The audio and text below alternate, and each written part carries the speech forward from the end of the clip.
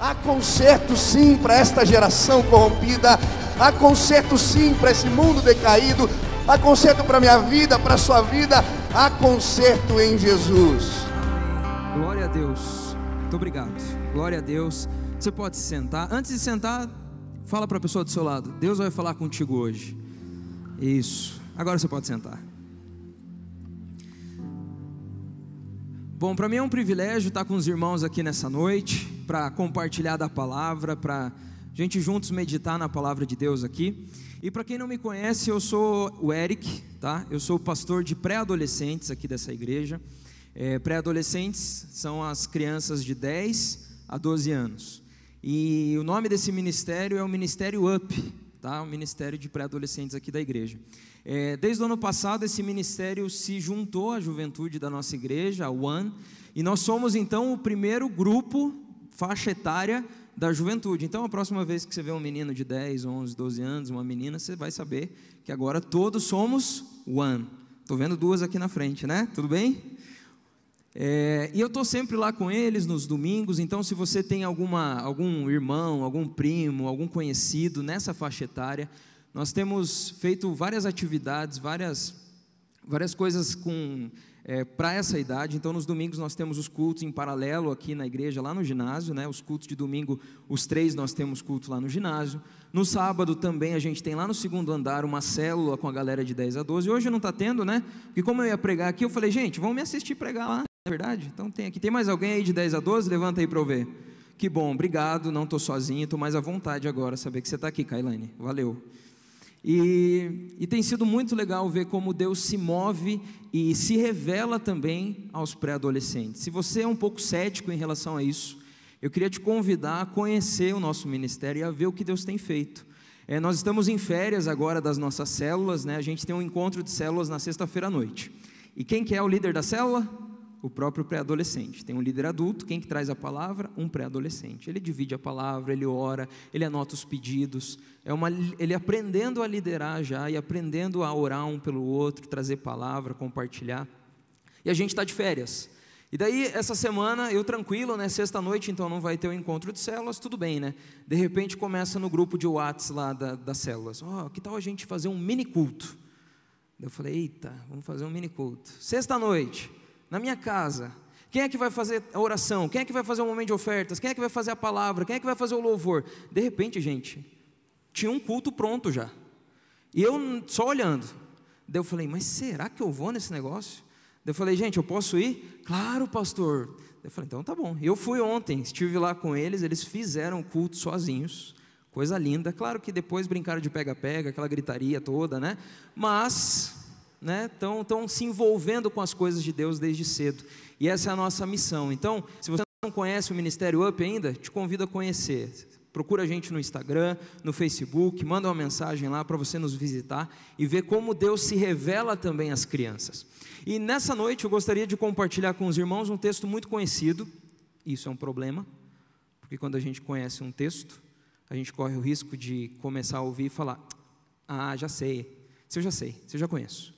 Essa lição aí eu já conheço, eu já ouvi uma pregação sobre esse texto, eu já li um livro sobre esse texto. E é um risco porque às vezes a gente se blinda e a gente acha que já sabe o que esse texto quer dizer, o que esses versículos querem dizer, e a gente não abre o nosso coração.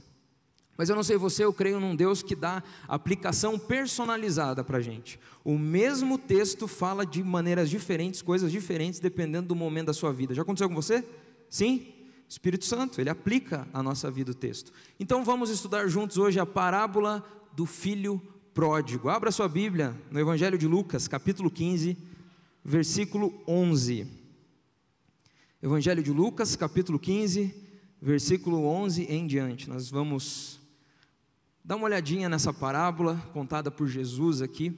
A gente tirar algumas lições dela para a minha vida, para a sua vida, e entender um pouquinho o que Deus quer falar com a gente nessa noite.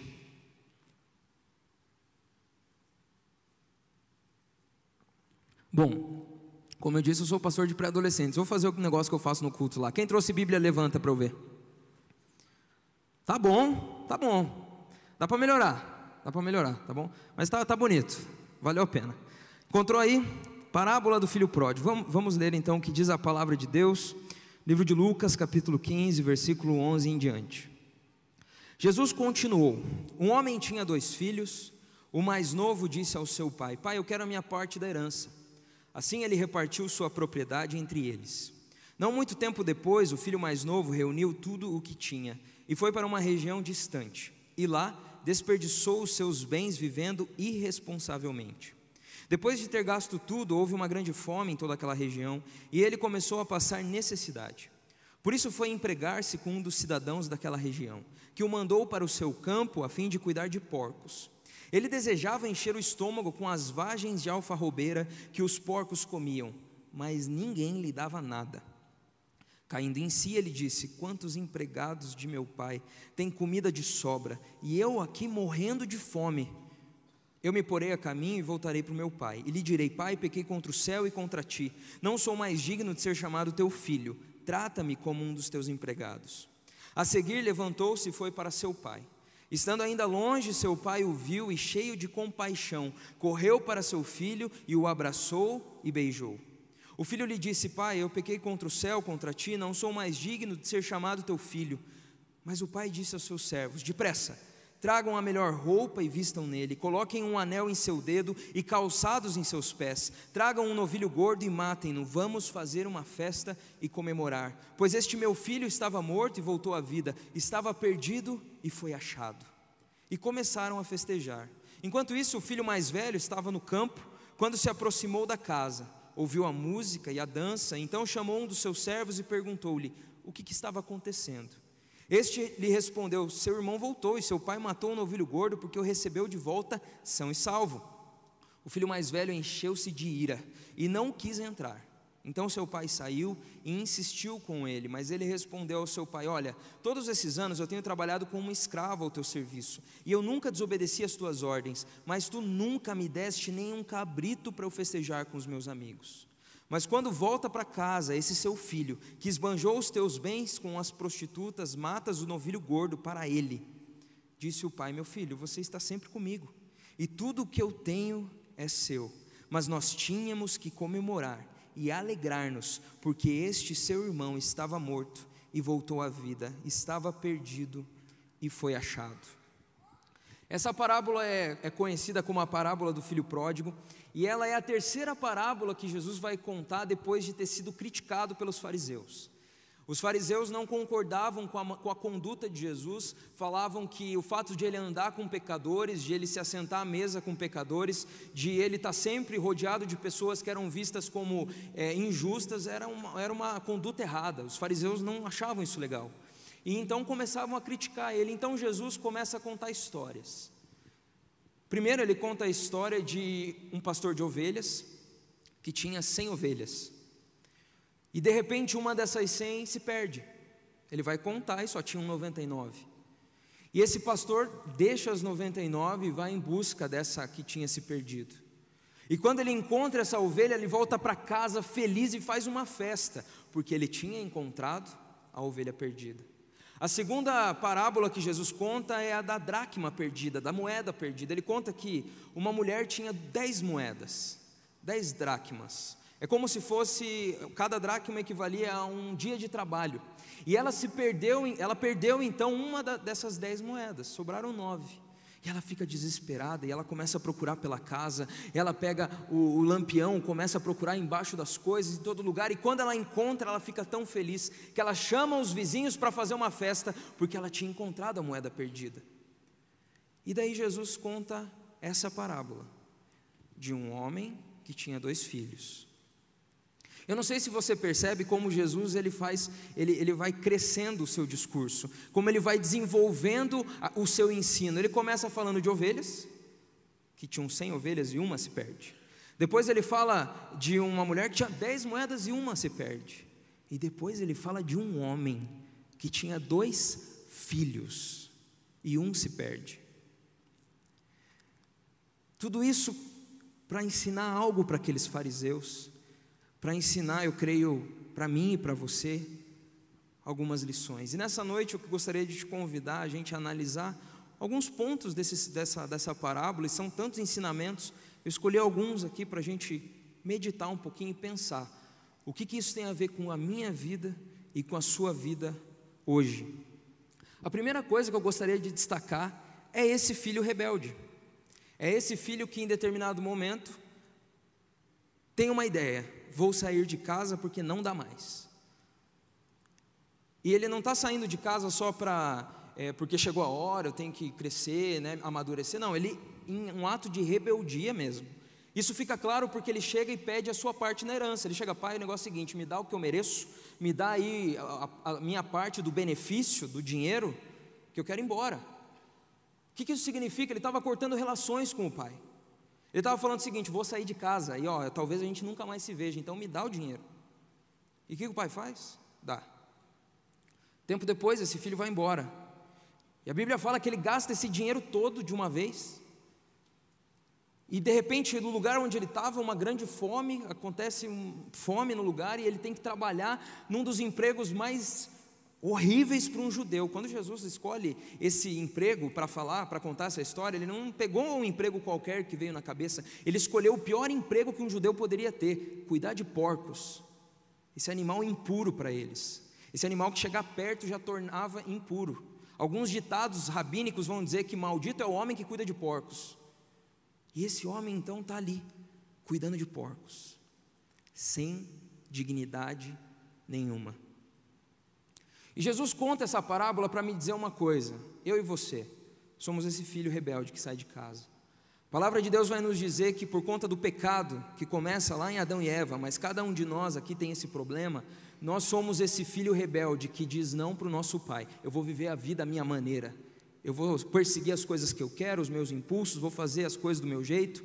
E a Bíblia fala que eu e você somos pecadores, nós somos o filho que saiu de casa. Antes filhos, agora inimigos de Deus por conta dos nossos pecados. Os pecados que trazem consequências e que nos afastam de Deus e que vão trazer um castigo. Então, meu irmão, se você está aqui essa noite e ainda não crê no sangue de Jesus que a gente cantou aqui, que Jesus morreu na cruz para te perdoar, você ainda está fora de casa. Mas nessa noite eu gostaria de dar uma outra ênfase para esse ensinamento, para esse filho, para a atitude desse filho, tá? E quando eu estava preparando esse sermão, eu estava ouvindo uma música que eu gosto muito, que se chama Me Leva Para Casa. Alguém conhece aí? Acho que o nome dele é como mesmo? Luciano Subirá. Não? Israel, quase. Entendi, Israel Subirá, muito obrigado, Nathan. Se chama Me Leve Para Casa. Se você não ouviu ainda, é muito boa essa música. E esse primeiro ponto que eu gostaria de destacar com os irmãos é: longe de casa não é o meu lugar. É um dos trechos dessa música. Longe de casa, meu irmão, não é o seu lugar. Longe de Deus não é o seu lugar. A palavra de Deus diz que você foi criado para ter relacionamento com Deus, para caminhar com Deus, para confiar nele, para ter fé, para desfrutar da presença dele todos os dias. Mas se você não tem isso, você está lá fora de casa. E longe de casa não é o seu lugar. Eu não faço isso muito, só com pré-adolescentes, mas olha para a pessoa do seu lado e fala assim: longe de casa não é o seu lugar. Mas a ênfase que eu queria dar nessa noite é para aqueles que já conhecem a Jesus, para aqueles que já estão caminhando com Deus e muitas vezes, começam a olhar pela janela de casa, começam a olhar para o vizinho que não segue ao Senhor, começam a olhar para a maneira com que os colegas vivem e se questiona: será que vale a pena? Será que vale a pena viver aqui em casa com meu pai? Será que vale a pena eu, entre aspas, como a gente pensa às vezes, desperdiçar minha vida seguindo os ensinamentos do Senhor? E sabe, quando eu estava também preparando, eu me lembrei, esse sermão, eu me lembrei desse negócio de fugir de casa, né? E normalmente a gente vê em filme as pessoas fugindo de casa, o cara saindo pela janela lá do segundo andar, descendo pela árvore, pedindo carona, né? E eu me lembrei que eu já fugi de casa. Eu tenho cara de quem fugiu de casa? Sou uma pessoa que meu temperamento não é de alguém que foge de casa, mas eu não sei o que aconteceu, e no auge dos meus 7 anos de idade eu resolvi fugir de casa. Eu não sei o que aconteceu, talvez um desentendimento em casa com os pais, mas eu decidi que era a gota d'água. Não dava mais para conviver com aquela família, não dava mais para ter que respeitar aquelas regras. 7 anos de idade era o momento da minha liberdade. Então eu fui até o meu quarto, eu me lembro bem disso, fui até meu quarto e comecei a pensar: bom, Se eu vou sair de casa, eu preciso fazer as malas. Peguei uma sacolinha de papelão que eu tinha, peguei uma revista. Com 7 anos de idade eu sabia que em algum momento eu ia ficar entediado nessa minha busca por liberdade. Falei, bom, vou colocar uma revista aqui para passar o tempo, né? Tem aqui uns desenhos, umas coisas para ler, tá tranquilo. O dia que eu ficar entediado vai ter uma revista para eu ler. Mas eu também era um cara muito inteligente. Com 7 anos de idade eu sabia que eu tinha bronquite. E bronquite às vezes atacava e era perigoso e eu ia estar sozinho. O que eu fiz? Peguei o meu travesseirinho com folhas de eucalipto e coloquei dentro da sacola. Caso eu tivesse uma crise, estava tudo certo. Mas gente, com 7 anos de idade eu já sabia que o mundo não é fácil e que eu ia correr alguns riscos. Então eu precisava levar o meu revólver de espoleta. Coloquei dentro da sacola, falei, tchau. Andei no quintal de casa, fui até o portão, abri o portão, era fim de tarde, olhei para a esquina e falei, estou indo, em busca do desconhecido, né? Vamos lá. Eu comecei a descer aquela rua, pensando que eu ia para a casa de uma tia, que era no mesmo bairro, e eu comecei a descer aquela rua. E a palavra de Deus vai dizer que esse filho sai de casa dessa forma, pensando que não dava mais para viver nas regras daquele pai, não dava mais para viver e ter que ficar respeitando e trabalhando. Eu quero o dinheiro, eu vou curtir a vida. Meu irmão, se você conhece ao Senhor e na sua cabeça tem passado pensamentos do tipo, cara, será que vale a pena? Será que seguir a Jesus e entregar minha vida para Jesus o tempo todo, ter que ficar, né, seguindo esses princípios, esses mandamentos, abrindo mão de algumas vontades, será que vale a pena? Deixa eu te dizer uma coisa, vale a pena. Não deixa esses pensamentos entrarem na sua cabeça, não. Não deixa a visão de outras pessoas que vivem de outras formas influenciarem aquilo que Jesus já tem falado ao seu coração. Eu falo para os pré-adolescentes que nesses 12 anos que eu caminho com Jesus, em nem um segundo eu me arrependi. Estou falando sério. Nunca me arrependi. Porque só perto do Senhor, só em casa, perto do meu Pai, é que eu tenho vida plena. Você acha que isso que tem passado pela sua cabeça, que as pessoas têm feito perto de você, da vida plena, vão te preencher? Você está errado. É perto do teu Criador, é perto do teu Senhor que você vai viver aquilo que Ele quer que você viva. Isso é maravilhoso.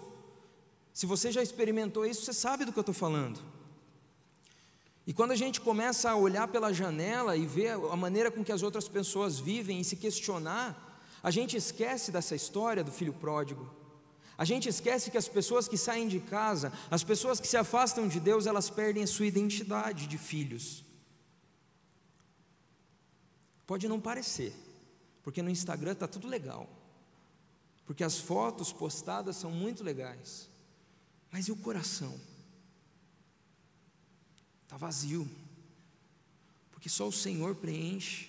Então, se você está pensando em sair de casa, e eu sinto que nessa noite tem gente aqui que está pensando sim em sair de casa, da casa do Pai, de perto de Deus, que já anda flexibilizando alguns valores.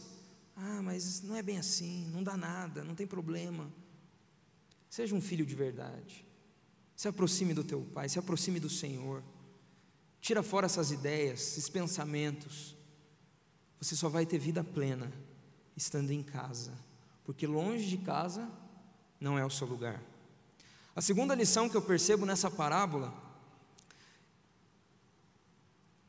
é que só em casa, só perto do Pai, você vai encontrar conforto para essa vida. É interessante a gente prestar atenção que esse filho pródigo, ele saiu de casa e ele enfrentou 2 problemas. Um deles causado pelo seu próprio pecado, gastou todo o dinheiro e de repente não tinha mais nada. E o outro foi um problema que todo mundo naquela região enfrentou: fome. Isso me diz alguma coisa, isso me diz que eu e você vamos enfrentar sofrimentos nessa vida, seja por consequência do nosso pecado, seja por consequência do pecado das pessoas ao nosso redor, ou seja porque a vida tem isso. Nós vamos passar por problemas, enfermidades, crises, demissão, problema financeiro. A vida é assim, por causa do pecado, o mundo está corrompido. E às vezes a gente não entende, né? Como assim? Eu caminho com o Senhor, eu vou lá para a igreja, eu oro todos os dias, eu tenho que enfrentar esses problemas.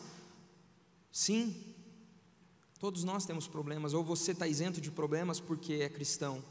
Não. E esse filho pródigo, ele enfrenta dois grandes problemas, dificuldades. Uma causada pelo seu pecado, e a outra que todo mundo enfrentou, uma coisa que rolou ali na região, um problema geral. E quando ele está nesse problema, quando ele olha para a sua situação, quando ele começa a sentir fome, e não dão nem a comida dos porcos para ele, porque é isso que a palavra de Deus diz, ninguém lhe dava, ele sentia vontade. O que ele comia? Ele comia alguma coisa? Eu não sei, mas ele sentia vontade de comer a lavagem e não podia. E quando ele está diante desse problema, no fundo do poço, ele lembra de quê? Do quê? De casa, do pai, do conforto. Falar sobre o sofrimento é um pouco delicado, às vezes a gente não gosta, mas a gente tem que falar, porque faz parte da minha vida, da sua vida, faz parte da existência humana sofrer. Mas o melhor lugar para estar no meio do sofrimento é onde? Em casa, perto do Senhor. Há uns 4 anos atrás, eu costumo dizer que 2012, 6 anos atrás, gente, parei no tempo, né? 2012 foi o ano mais difícil da minha vida. Eu falo isso porque foi o ano em que meu pai faleceu por causa do câncer, e foi um ano muito puxado para a minha família, muito tenso. E eu me lembro que eu vinha trabalhar na igreja, eu era estagiário, seminarista, e depois eu ia para o seminário, estudava à noite, pegava o carro, às vezes ia de ônibus mesmo, lá para onde eu moro, no Boqueirão, e antes de entrar em casa, eu falava para Deus: eu não tenho força, Senhor, porque eu chegava em casa, meu pai estava na cama, pele e osso já, no fim da doença, e a minha mãe tinha cuidado durante todo o dia, tinha cuidado dele, ela ia dormir para eu cuidar dele, para ela poder descansar. E ver meu pai daquele jeito, ter que trocar curativo, gente, era muito puxado, muito difícil. Eu fico imaginando como teria sido se eu não tivesse o Senhor. Porque o Senhor nos dá esperança, nos dá conforto. Você que conhece a Jesus e passa por dificuldades, você sabe do que eu estou falando. Aquela paz que preenche o nosso coração quando a gente se ajoelha e começa a entregar para o Senhor as nossas dores. Significa que o problema está resolvido, que vai solucionar? Não, mas vem uma paz. Falo para as crianças que é tipo um abraço, e é. A gente vai passar por problemas nessa vida, nessa caminhada, e o melhor lugar para se estar é perto de Deus. Talvez você esteja aqui nessa noite e está passando por um perrengue, só dificuldade, uma em cima da outra. Se aproxima de Deus. Ah, vai solucionar? Ah, o problema vai sumir? Não sei, talvez. Mas se não sumir, você vai ter consolo, esperança e o Deus que é vivo cuidando de você. Essa semana eu conversei com uma moça que ela estava precisando conversar, e eu estava no plantão, a gente conversou, e ela descobriu há pouco tempo atrás aí que ela está com uma doença nos músculos, e isso está impossibilitando ela até de exercer a sua profissão. E ela ela acabou de chegar na igreja, está frequentando os cultos agora, está conhecendo como é que funcionam as coisas, e ela me disse uma coisa, foi uma das primeiras coisas que ela disse, me chamou muita atenção. Ela falou: olha, eu tenho essa doença, eu tenho esse problema, as dores são muito fortes às vezes, mas o fato de eu estar frequentando a igreja, frequentando os cultos, conhecendo ao Senhor, tem me dado forças. O fato de eu vir aqui, ouvir a palavra, eu nem vejo o tempo passar nos cultos, isso tem me dado forças. Meus irmãos, você quer esperança, quer conforto para a sua jornada nessa vida? Você quer alguém para caminhar do seu lado em meio às tribulações, os problemas que às vezes são causados por você mesmo, pelas pessoas ao seu redor, ou simplesmente porque a vida tem problemas. Fique perto do Senhor, caminhe perto dEle. Só Ele pode dar conforto para as dificuldades que a gente enfrenta nessa vida. A terceira coisa que eu percebo, né, nessa parábola é que o caminho para casa, o caminho de volta, é um caminho construído por graça. Por graça. Eu tive um professor no seminário que ele não concordava com o título que a gente dá para essa parábola. Falava assim: olha, parábola chamar filho pródigo, não concordo. Tinha que ser, no mínimo, o pai amoroso. Porque a gente dá foco para o menino que saiu de casa, rebelde, e a gente não dá foco para o principal, que é o pai amoroso que recebe o filho de novo. Eu não sei se você é como eu, que gosta de imaginar as coisas, mas se eu começo a ler as histórias aqui da Bíblia, a minha cabeça começa a viajar, assim, eu começo a imaginar um filme na minha cabeça. Eu acho que a gente tinha que fazer filme dessas histórias, porque são histórias lindas demais. E essa história do filho pródigo, eu quero que você pense, imagina comigo, o pai sem notícias nenhuma desse filho. O filho pegou o dinheiro e foi embora, sumiu. E de repente esse pai está em casa, e ele vê de longe alguém vindo. Essa pessoa vem vindo, e daí talvez ele tenha olhado desacreditado. Peraí, será que é o que eu estou pensando? E esse filho, como que ele estava vindo? Você já aprontou e teve que pedir perdão para os pais quando você era pequeno? Você ia com medo, você ia andando assim, ó, sabe, quase se escondendo totalmente para pedir perdão, ou porque sabia que ia levar bronca. Humilhado, né? Você se humilha, E esse filho voltando para casa depois de ter feito o que fez. E na cabeça dele o discurso pronto: pai, pequei contra o céu e contra o Senhor. Pai, pequei contra o céu e contra o Senhor. Me perdoa, me transforma num empregado seu. Pai, pequei. E o discurso aqui. E quando o pai vê que é ele, a palavra de Deus diz, Jesus vai contar que esse pai faz o quê? Sai correndo. O pai sai correndo em direção ao filho, vai em direção ao filho. E isso, para a cultura para a qual Jesus estava contando essa história, é uma coisa absurda. Um homem mais velho correndo, porque eles são todos solenes, mas naquele momento o pai não está nem aí. Ele corre em direção ao filho, ele abraça, ele beija, e ele não deixa o menino falar nada. Ele já chama o empregado e fala: traz a roupa, traz a sandália, traz o anel, mata o boi que a gente vai fazer festa. E daí o filho pede perdão. A volta para casa, o fato da gente poder estar em casa junto com o nosso Deus, é tudo construído e tudo feito pela graça de Deus, pelo sangue do Cordeiro. Eu e você, nós não merecemos, a gente já falou sobre isso, o pecado nos afasta do Senhor, mas graças a Jesus a gente pode se aproximar de casa, voltar para casa. E essa maravilhosa graça que me alcançou e te alcançou tem que ser todos os dias valorizada. Às vezes a gente se acostuma: Jesus morreu por mim, canta o sangue do Cordeiro. Para pensar, o sangue do Cordeiro te tornou puro, te justificou. E aqui eu preciso pontuar uma coisa: quando a gente fala de graça, da graça do Senhor, nós corremos um risco de distorcer um pouquinho e pensar: bom, Deus é gracioso, Deus me perdoa, Deus é bom, então talvez eu possa continuar vivendo da mesma forma. Talvez nem exista mais pecado. Tem gente que chega a falar isso, mas a Bíblia mesmo nos diz que não é nada disso. Paulo vai dizer em Romanos 6:1 a 4: o que diremos então? Continuaremos pecando para que a graça aumente? De maneira nenhuma. Nós, os que morremos para o pecado, como podemos continuar vivendo nele? Ou vocês não sabem que todos nós que fomos batizados em Cristo Jesus, fomos batizados em sua morte?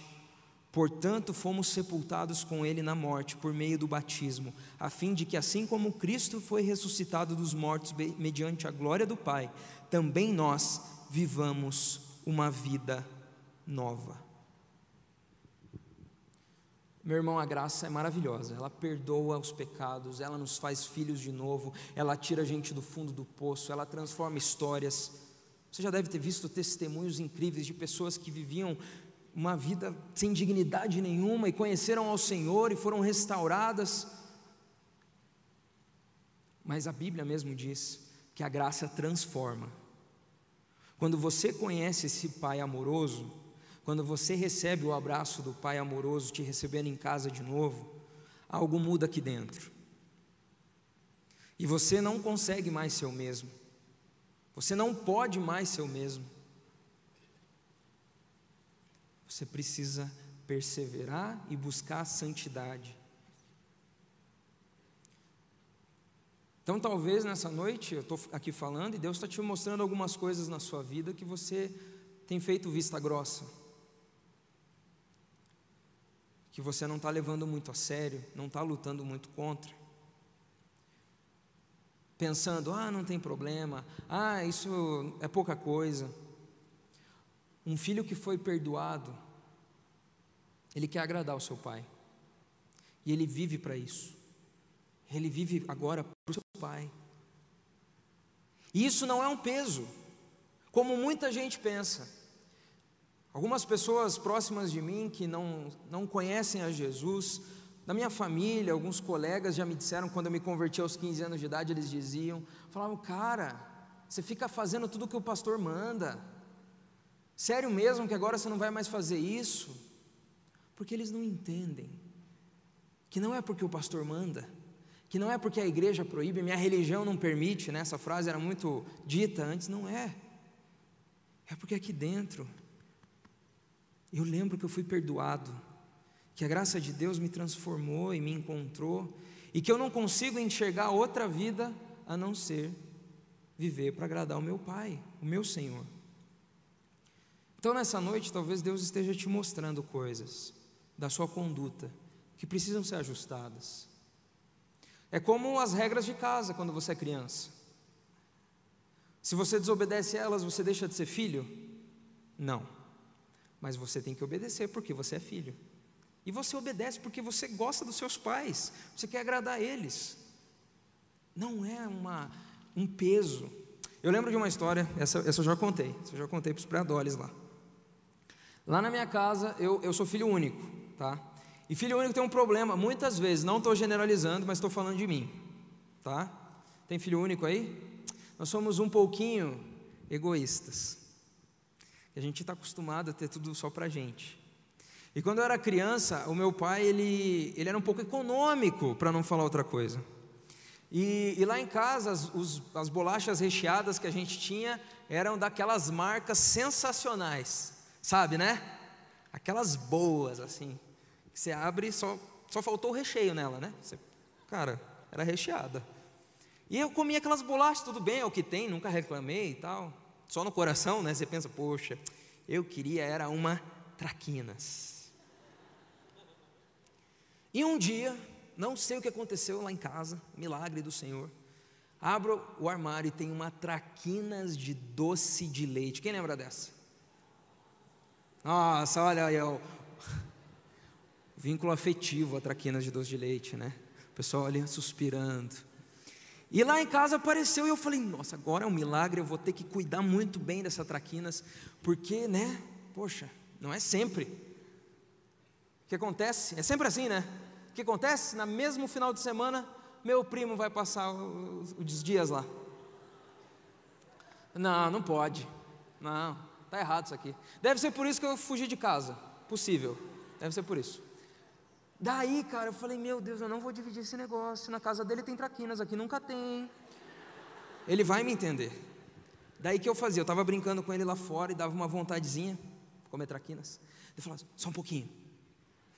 Eu ia lá na cozinha, abria o armário, eu lembro, eu enfiava a cabeça dentro do armário, colocava dentro, dava umas mastigadas, fechava e ia brincar de novo. E eu fiz isso algumas vezes. Até que a minha mãe viu. Daí, meu irmão, o que mãe faz? Me dá isso aqui. Minha mãe deve estar assistindo o culto aí, né? enfim. Pegou e falou assim: tá aqui, ó, pode comer.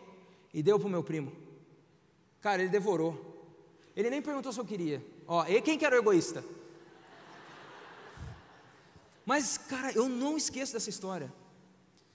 Porque lá em casa, depois disso, ela me explicou, eu acho que eu devo ter ficado de castigo também, mas ela me explicou: olha, você não pode ser egoísta. Regra da casa. Da mesma forma, quando a gente se aproxima do nosso Pai, do nosso Senhor, a gente vai ler a Bíblia, a palavra dele, a gente vê alguns princípios ali, e é o nosso Pai falando: filho, não faz isso. Filho, vai por mim, eu te criei.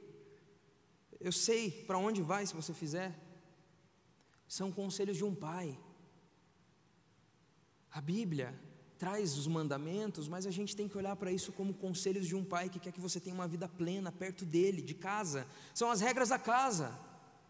E a gente vacila, sim, às vezes vacila, a gente erra, mas em todos esses momentos a gente tem que pedir perdão, se arrepender e falar: Senhor, peguei contra o céu, peguei contra o Senhor, quero tentar de novo. E daí sim a graça vem e superabunda o nosso pecado, e a gente recebe de novo o perdão e pode tentar de novo. Mas não olhe para a Bíblia e para os ensinamentos do Senhor como um peso, olhe como um privilégio, com alegria. Alguns são mais difíceis do que os outros, principalmente dependendo da sua personalidade, mas é para você ser mais parecido com Jesus. O caminho de volta para casa é um caminho construído pela graça.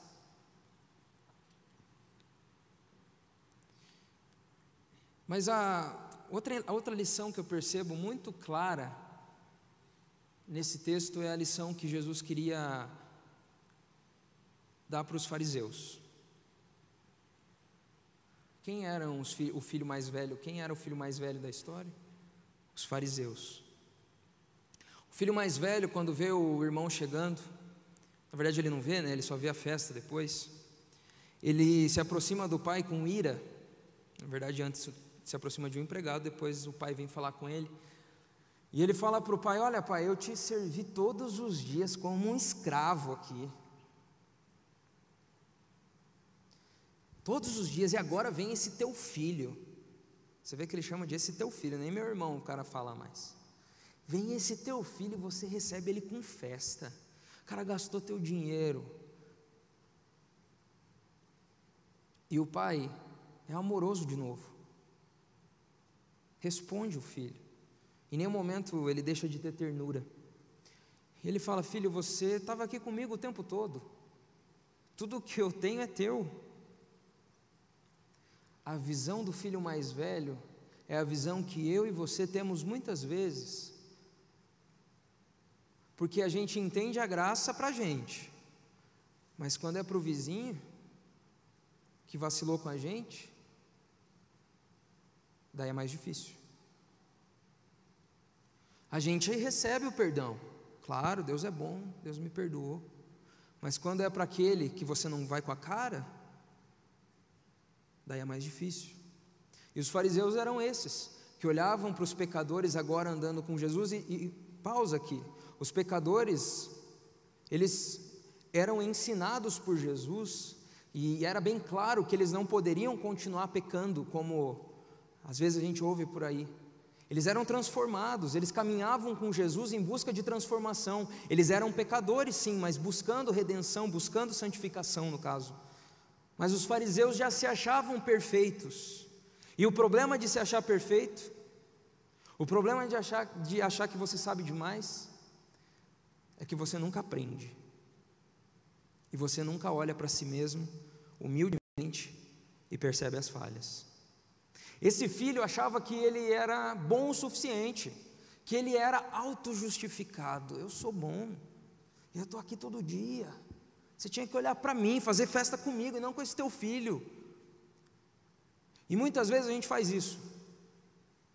E sabe o que é isso? É orgulho. A gente se acha merecedor. Esse filho tinha uma visão de mérito. Eu mereço.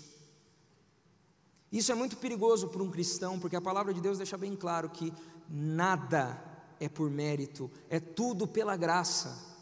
Se Deus te deu o que você tem, seja o que for, é graça. Se Deus te colocou na posição que você está, é graça. Ah, mas eu me esforço. Sim, mas Deus é gracioso com você. É tudo pela graça. Deixa eu tomar uma aguinha aqui.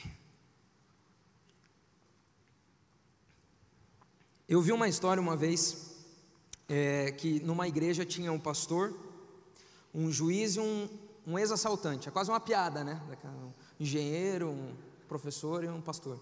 Enfim, e estava tendo um culto de ceia, e esse pastor estava fazendo um momento de ceia, e ele viu assim, estava o juiz recebendo a ceia, e do lado o ex-assaltante.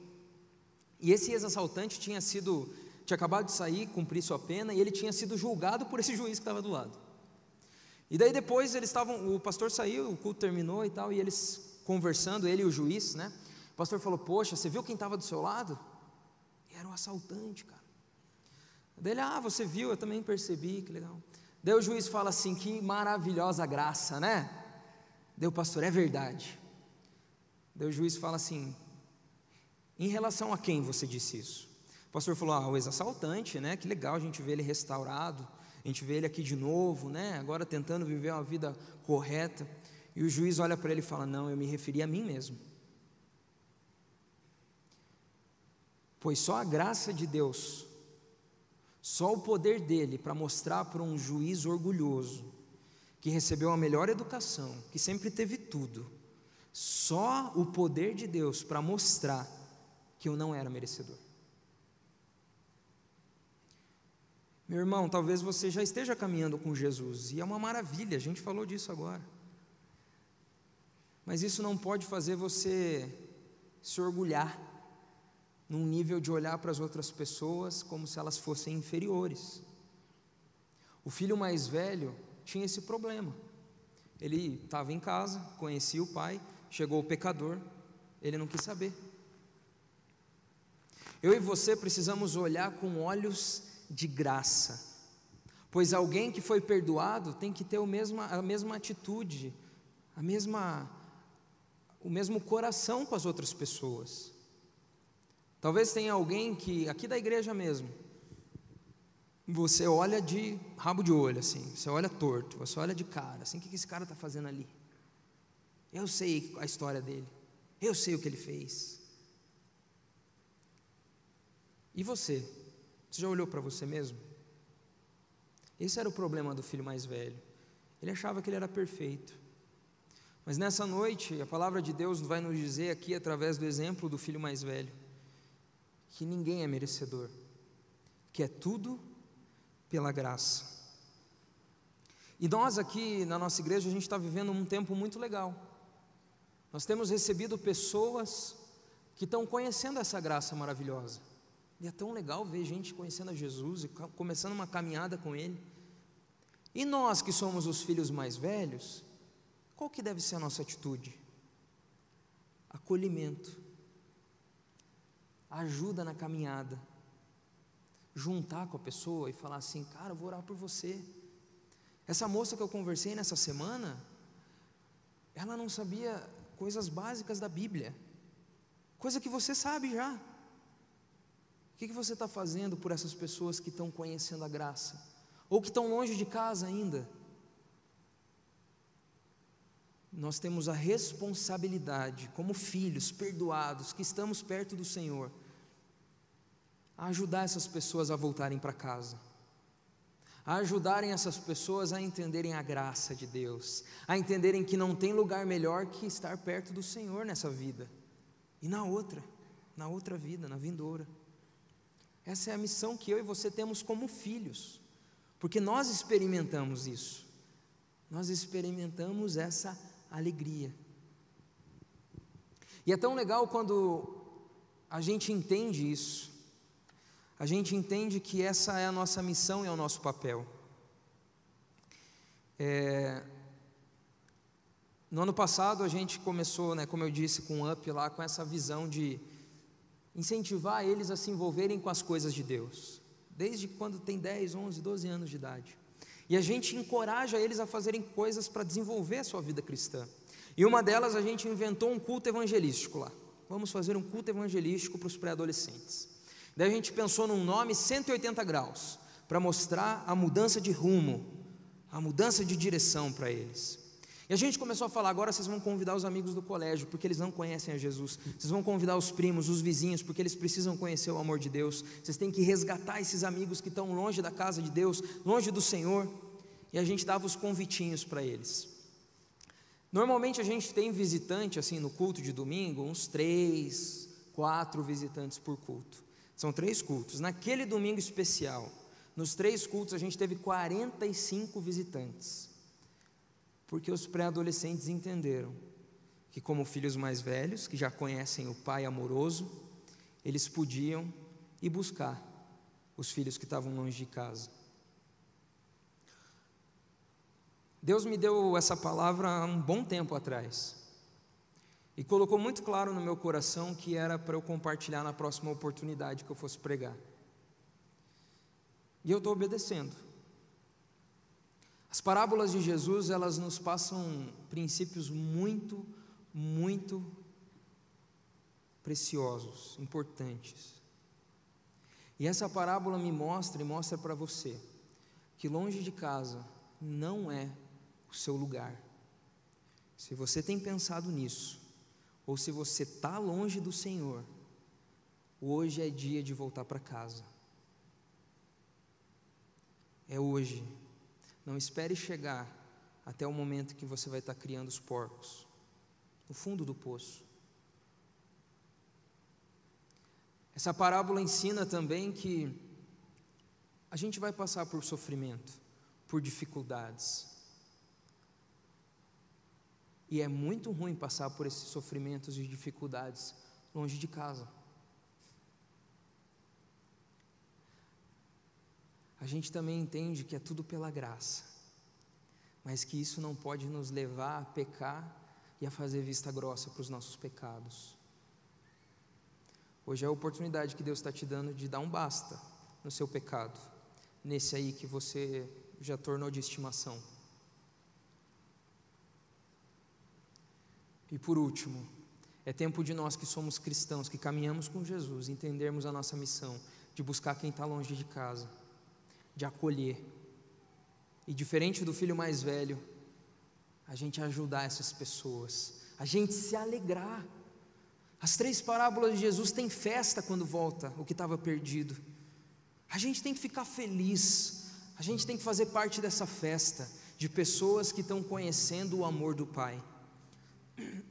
Nessa noite eu gostaria de fazer um convite, e eu gostaria de fazer um convite para você que ouviu essa palavra e o Senhor falou ao seu coração.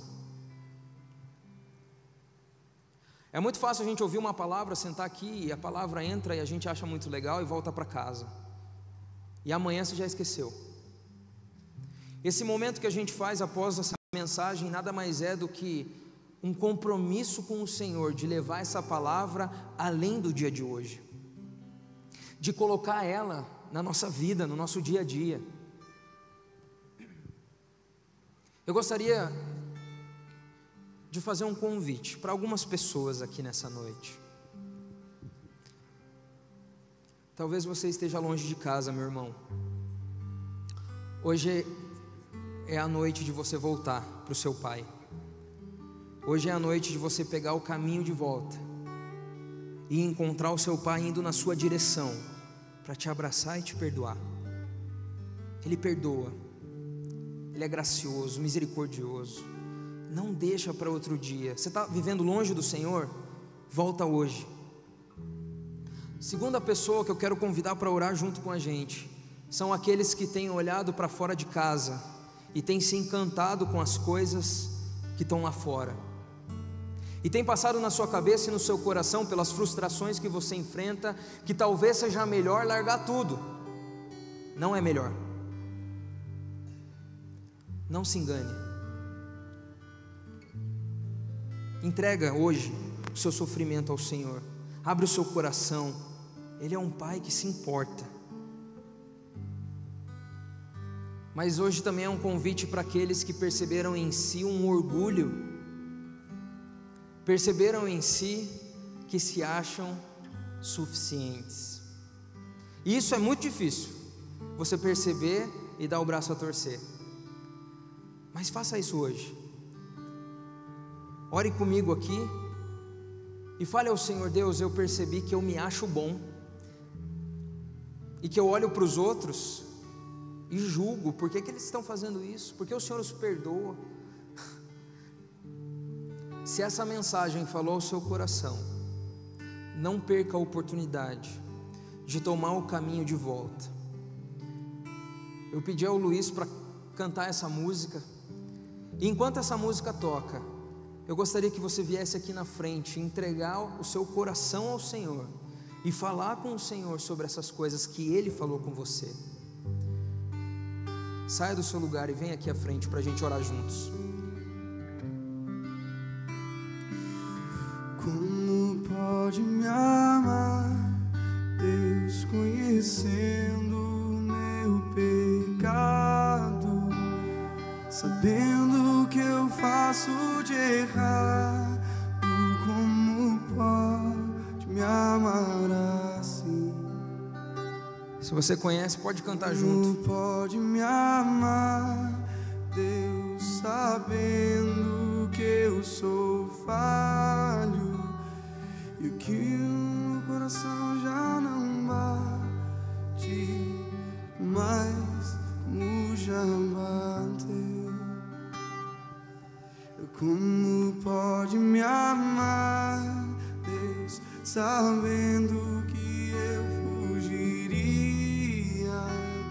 se a porta estivesse aberta? Como pode me confiar e ainda me pega quando estou caindo e me abraça quando estou chorando e segura as minhas mãos e me leva pra perto das chamas de amor que ardem do teu coração. Se podem conter como uma flecha, como uma flecha, estoura em meu peito e me traz de joelhos enquanto eu choro bem meu coração. Se você ainda está no seu lugar e tem percebido que está longe do Senhor, venha para cá. Essa é a noite de você se aproximar de Deus. Essa é a noite de você abandonar essa vontade de sair de casa. Essa é a noite de você entender que você é filho de Deus. Não perca essa oportunidade. Não deixe para fazer: eu faço quando eu chegar em casa, eu oro quando eu chegar em casa. Meu irmão, você vai esquecer, porque a partir do momento que você sair daqui, várias outras coisas vão influenciar você. E se você não tem coragem de sair do seu lugar para vir aqui na frente dentro de uma igreja, como você vai enfrentar os seus pecados lá fora? Entrega ao Senhor agora. Volta para casa.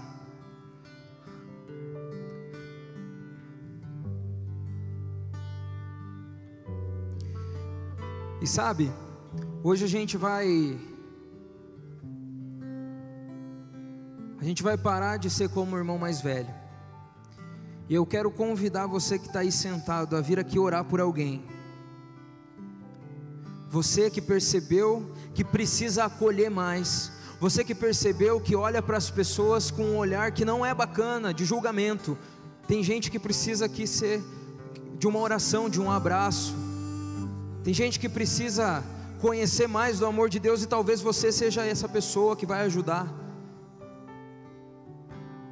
Abraça alguém, ora.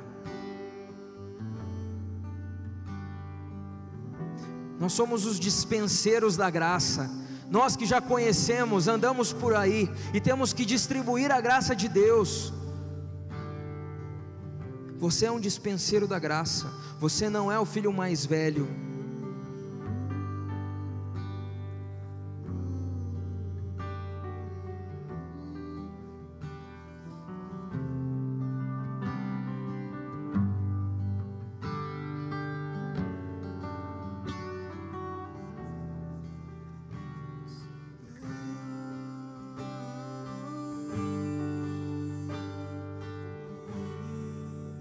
Tem uma moça aqui na frente, que ela está sozinha, aqui do lado da mesa.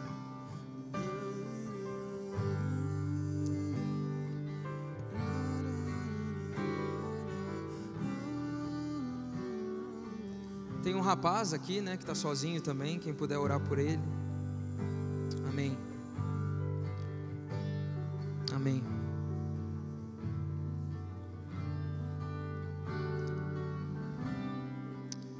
Vamos orar agora. Você que está aí sentado, estende sua mão para cá. Nós temos que ser acolhedores. Nós que fomos alcançados pela graça do Cordeiro, graça do nosso Deus, precisamos desejar isso para as pessoas. Vamos orar. Senhor, muito obrigado, Deus. Obrigado porque o Senhor é um Deus real, um Deus vivo, que fala aos nossos corações.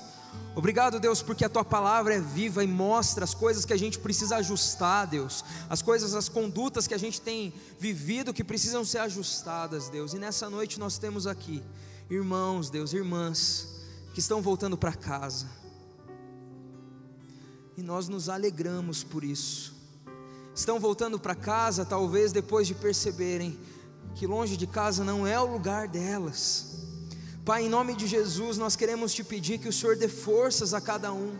Dê forças a cada um para continuar essa caminhada, para viver perto do Senhor, para lutar contra os pecados, para viver em santidade, Deus.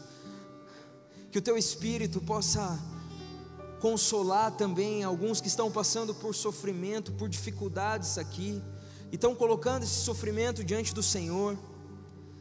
Deus, eu também quero te pedir que o Teu Espírito possa moldar cada um que está aqui, que percebeu pecados, que tem feito vista grossa, que tem vivido pela graça, mas confundindo graça com liberdade exagerada. Pai, em nome de Jesus, que o Senhor mostre os nossos pecados e nos ajude a sermos transformados, Deus.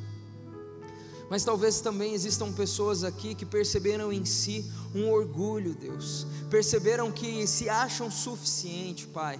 E nessa noite nós queremos colocar todo o nosso orgulho diante do Senhor e pedir, Pai, nos torna humildes. Pai, que nós possamos ter olhos de graça para as pessoas que estão chegando, para os nossos irmãos que têm as suas dificuldades, Deus. Nós que fomos alcançados pela graça, Pai, que possamos também olhar as pessoas com olhos de graça. Pai, nós precisamos de Ti. Recebe cada um que está voltando para casa. Que como nessa história que Jesus contou, o Senhor abrace cada um e possa restaurar a identidade de filhos, e que eles possam viver agora próximo do Pai. E se tem alguém que não veio aqui à frente, mas que percebeu na sua vida algumas dificuldades, eu quero pedir, Senhor, toca os corações, mostra, Deus, abençoa, cuida, Deus. Nós confiamos no Senhor e queremos entregar as nossas vidas ao Senhor. Amém, em nome de Jesus, amém. Gostaria que você olhasse aqui um pouquinho para mim. Você que está na frente, você que está aí também, né, claro.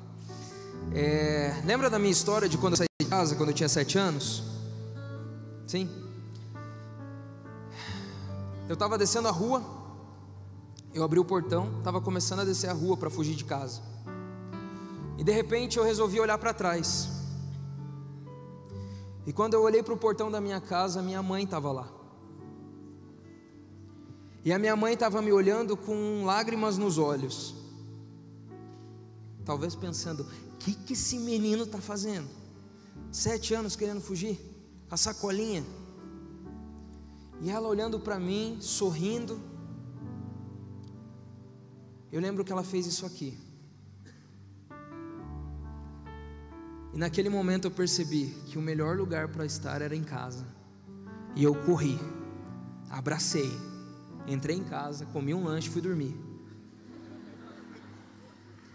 O Senhor hoje está agachado na sua direção, olhando para você com olhos de graça, de perdão, de amor. Agora você está em casa. Viva como um filho, porque é a melhor coisa, é o melhor lugar para se estar.